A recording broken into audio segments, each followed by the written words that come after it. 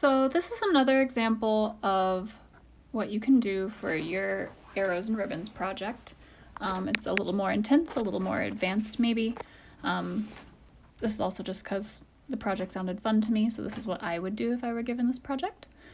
So I've got my drawing here, I've left it in pencil, I haven't gone over it or anything, but my lines are pretty light. I am using my Camellia markers on this just because I like the color range a little better, and I have in my Prismacolor. Some of those are pretty grody, they're very old, like 10 years old. But I won't use the mixing chambers, so I'm just layering colors. So starting with all of the little berries, I'm layering in purples and reds and then going over them in 3 different colors of blue to create some dimension in them, some highlights. Then using a yellow marker, I'm using my bullet fine tips here to sort of space out things, make line work in the stems and leaves to create some texture. And then I'm using 2 different greens and a little bit of pressure with brush points and some browns in there to create the leaves. And then going over the whole leaf with yellow to unify it, so that's the lighter color I'm using to blend them. Throughout the stems, I'm using first a little bit of an orangey tone with the yellow and then a little bit of a brown tone to create depth and variation in them. It's kind of a taupe. And then a little bit of a green tone throughout areas in the stem for bounced light. And last, a little bit of a purple mauve tone for some shadow points in cool areas, because wood has a lot of colors in it. I'm also using that mauve to put in some retreating berries. So cool colors, we think of them, my friend Sully said this very well the other day, and I asked if I could quote her. But cool colors are passive colors. They retreat from the eye, and warm colors are active colors, so they come forward, and that's why that works like that, why putting in cool purples and blues into shadows works so well. So I have this triangle I drew in here. I'm just creating shadows anywhere it passes behind something with some oranges, a little bit of red. You can see here it looks really stark, that orangey red is really bright, but then I'm going to go over the whole thing with the yellow again and sort of mute it back down and mix them together. So that's one thing I like about markers, is you can keep layering over them. There's often a point where they all look kind of exceedingly bright, but once you've got your layers in, they sort of mute back into themselves. So this bird has a whole bunch of different colors in it. It's sort of warm grays and blues and purples. So you'll see there's a lot of layering on the bird. I'm starting with blues in the tail, just a little bit of pressure to get it sort of evened out. I have 2 or 3 different blue colors that I'm using, and some purple tones to help deepen my blues and shadows.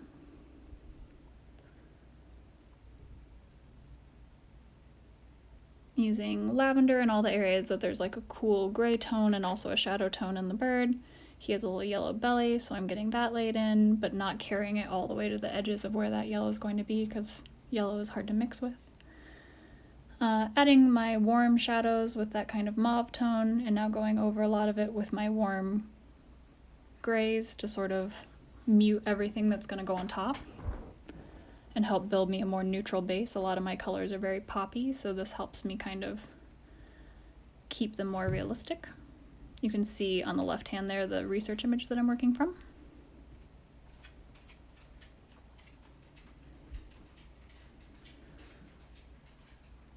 So you can see I'm using some feathering, there's lots of line work showing through it, often looks kind of crazy and kooky, and then you go back over it several times or use a gray tone that's like very, very pale to mix it together, and all of a sudden they sort of solidify, mute down, and feel a little more realistic, a little more painterly.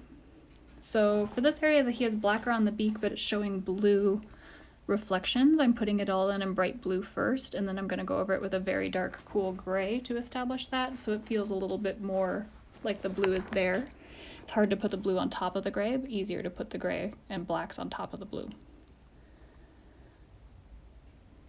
So it very much is like watercolor and how you lay down colors, if you're thinking about that as you're going.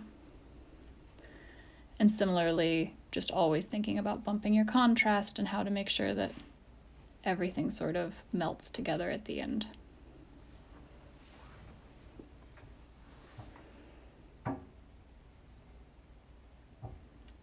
So I have this blue marker that I'm using a lot for blending. You'll see me keep pulling out. It is almost entirely clear. I think it must be like a 5% blue. So I'm using that to mix a lot of my colors. And then there's kind of a taupey tan that I'm using to mute a lot of the orange and purples across the back there so it doesn't look so rainbow birdy. There's that white gel pen, so I had a couple areas I wanted to stay bright white where he has some feather markings around the face and a couple edges of the feathers, so I like to use that to help me preserve those. Final contrast bumps in him here, and then we will move on. So for the ribbon around the outside, I've decided to make it kind of a burgundy orangey color. So I'm using a purple that seems very bright right now, but a purple with the bullet nib, the very small point nib, to do some feathering to sort of build the contrast where it comes from behind the bird and behind the triangle. Going back over that with a burgundy, also very feathered, but solid. I'm going solid over where the purple was, so it's making it not purple, because that's kind of a crazy color, and then feathering out from there. In some of the areas where it was very tight down around the tail, I did a whole section of like hashed purple covered over it with the burgundy so that that's like all dark. And then you can see I've tested on the top there what the next color will be, which is this sort of coral orange. And it works, and I'll continue my plan of adding all this purple and burgundy in. For this, I'm not trying to get a very, very smooth blend, which is why I'm just going around and doing the whole ribbon. If I wanted a very, very smooth blending, I would do the ribbon in sections. But for this, I'm okay with seeing some of the gesture of those feathered brushstrokes. So it's all right if it dries in between my layers. So now I've got that burgundy back. I'm going to go back over anywhere I put down purple, entirely obliterate the purple layer, go over it. It's just adding depth to my burgundy, and then feather and flick out from where that is, leaving lots of white area still because I've got 2 or 3 more colors I know I want to layer over this to help sculpt it.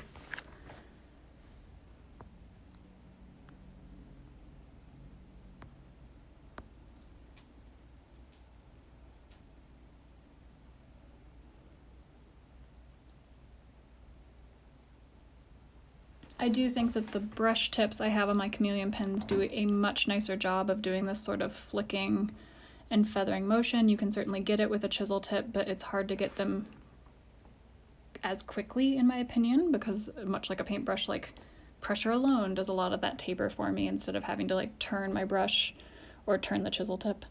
So now I'm going over it with this sort of brick orange tone, feathering out, overlapping for sure over all of the burgundy, or not all of it, maybe 50% of wherever I've put down burgundy. I'm making sure to cover with this orangey tone so they blend together. It is lighter percentage of like coverage, so I want to make sure that it does overlap it, or else it'll seem very stark underneath it. It's sort of reactivating that layer, but I'm not like working crazy amounts at getting it like smoothly blended like we talked about. So here I have a bit of an orange, like a apricot color that I'm using to just buff in some areas, and there's a hot pink I'm using because there's a little bit too much of a difference between the burgundy and the orange that I used. So I used a little bit of a hot pink to help warm up some of the areas in between. I had a circle down here because I needed one more shape or something else. I've decided to make it a moon, so making it purple, lots of layers of grays, purples, and blues for the craters, and then helping to shape it around the bottom corner side so that it has some dimension.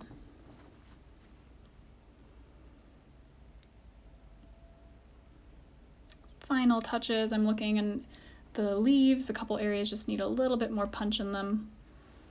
I'm a little crazy and a mess when I use markers. I get them everywhere. In about 5 minutes, I'm gonna have to clear off this whole desk so I can find all my gray tones. There they are. So I've decided to do the whole background with sort of a mottled and gradated gray.